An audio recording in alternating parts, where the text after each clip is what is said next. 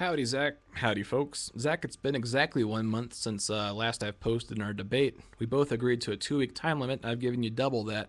There's been no response, so I'm claiming victory for my side of the debate. I honestly do think I won. I think that my premises are still sound, while yours were kind of all over the place and relied on magical ghosts who live outside of the universe and have no body and don't take up any space and never existed in time. I wrote a script. I'm going to kind of reference it a few times throughout this video. I'm not going to spend a whole lot of time on it because since you seem to drop the debate, I'm going to do so as well after this video. I still think intellectual honesty is the best cure for religion. In the first video, I said there's no reason to believe in a God, and I put an emphasis on your God. I was being intellectually honest when I said that. I'm not just trying to cause a fuss for no reason. Your counterpoint was that a ghost created the universe with a power, and used the description he's non-spatial, he's non-material and non-temporal, so he is nothing from nowhere that never existed. You described a nothing perfectly, which is exactly what I think your God is. Something we can finally agree on. I had a whole list of logical fallacies that you'd been committing. You had cherry picking. I'm just going to say this now.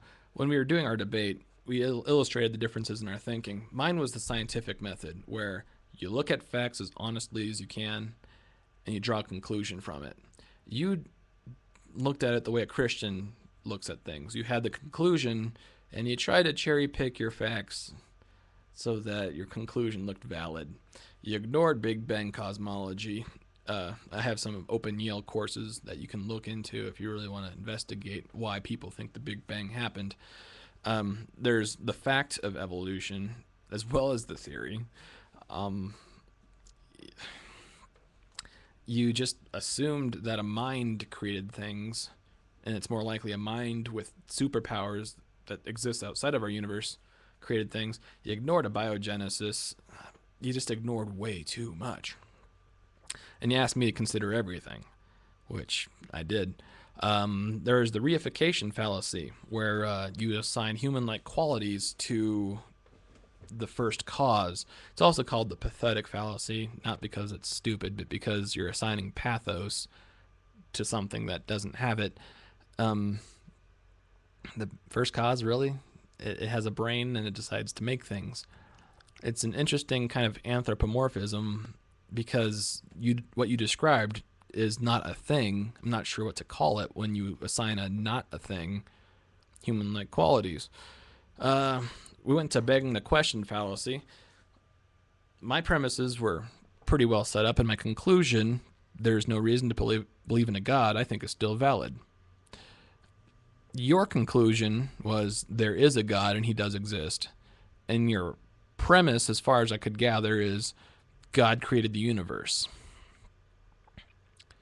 That's begging the question fallacy. I'm going to include a list of logical fallacies in the link in the description below.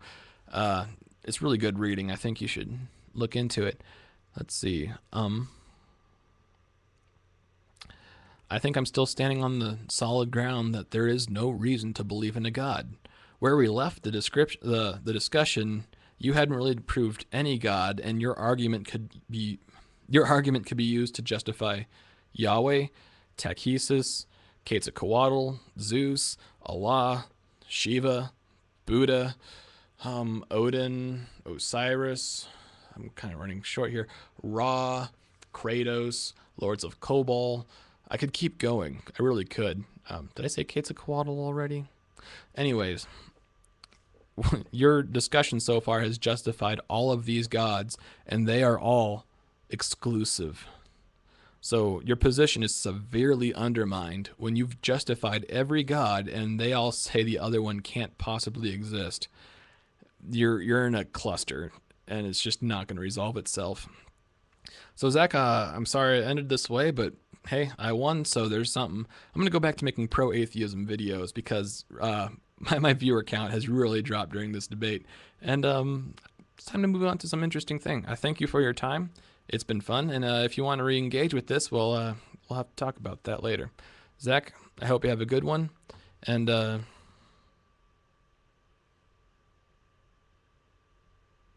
yeah, I guess it's over.